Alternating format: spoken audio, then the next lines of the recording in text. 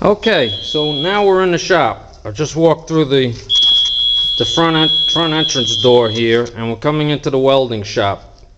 And like I was saying, this shop was built in 1914 by my great-grandfather, Joseph Rebman. Came to New York in the late 1800s,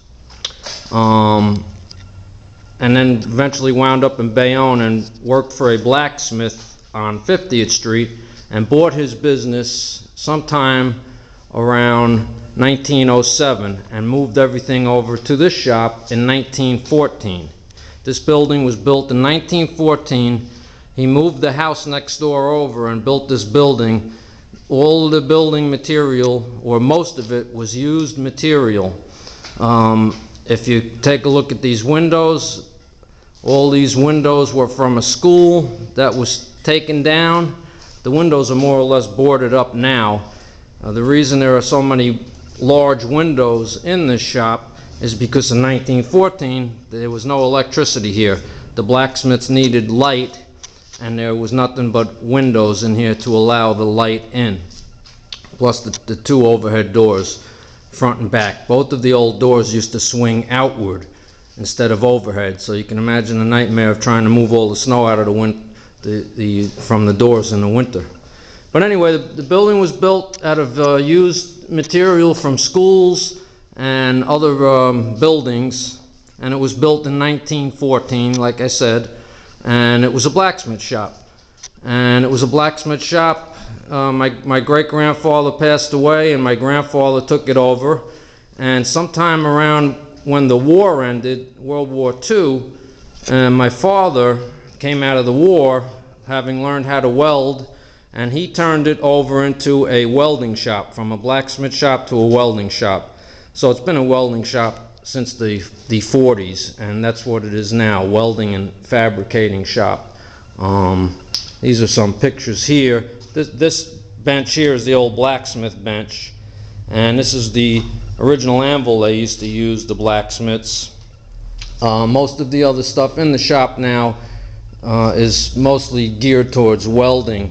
Very little blacksmith stuff left, except for some of these old tools that were built actually by the blacksmith. You couldn't buy tools back then. They made what they needed. So I do have some original blacksmith tools here. These are some pictures of the welding, the business from the welding shop, things that we've done over the years.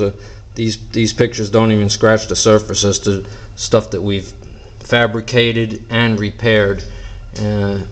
Just about everything you can imagine.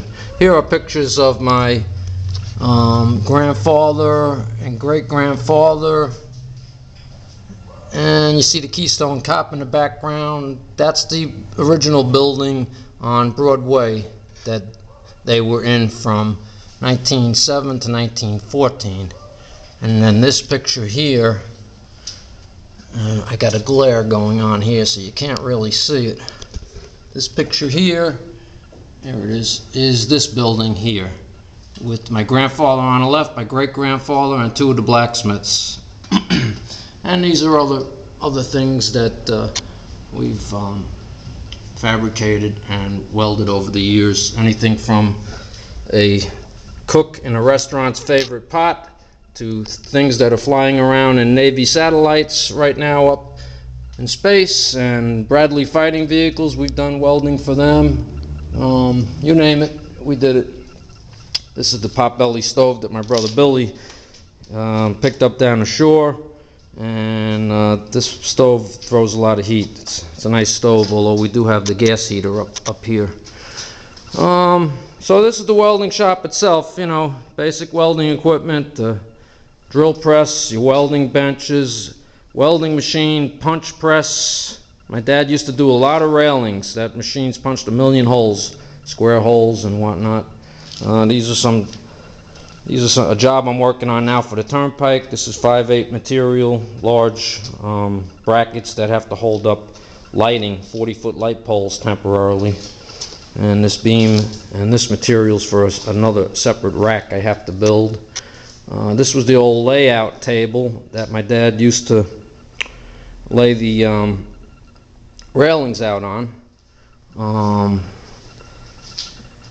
And moving down here, this is the portable welding rig. It's on a trailer now. We used to have a truck, a pickup truck, but this has all been changed by me. Here's the office that my dad built, and it's just a small office with some old stuff in here, old pictures. And whatnot. Here's some pictures of my dad and my grandfather, my great-grandfather. This is the back of the iron rack. This is the bandsaw, a workhorse, cut a lot of material.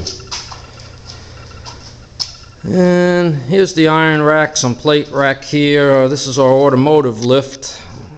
We've done a lot of welding on vehicles. Can't live without that lift. This up here is the overhead hoist that my dad built. It's a swinging hoist that swings 180 degrees, and I can't live without that. That picks up all the heavy material.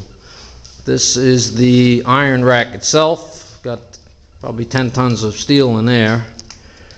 And a torch outfit, welding table, TIG machine, and our compressor. And we've got the overhead door, a large overhead door in the front and the back. How do I shut this off, Mike? Just hit this one?